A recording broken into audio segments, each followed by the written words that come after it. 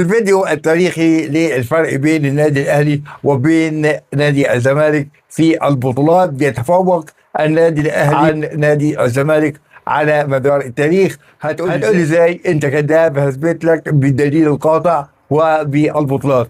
بالنسبة للدوري العام، الأهلي مع 45 بطولة، النادي الزمالك مع 14 بطولة، فارق 31 بطولة لصالح النادي الأهلي. لكأس مصر، النادي الأهلي معاه 39 بطولة، نادي الزمالك معاه 29 بطولة، فارق 10 بطولات لصالح النادي الأهلي. لدوري أبطال أفريقيا، النادي الأهلي معاه 12 بطولة، نادي الزمالك معاه 5 بطولات، فارق 7 بطولات لصالح النادي الأهلي. بالنسبة لكأس السوبر المصري، الأهلي معاه 16 بطولة، نادي الزمالك معاه 4 بطولات، أي فارق 12 بطولة. هتجمع كل البطولات دي وهتطرحها من بطولات نادي الزمالك، هيطلع لك 60 بطولة لصالح النادي الأهلي. كبير سنوات ضوئية بين بطولات النادي الأهلي ونادي الزمالك. بصراحة النادي الأهلي هو الكينج، النادي الأهلي هو الزعيم،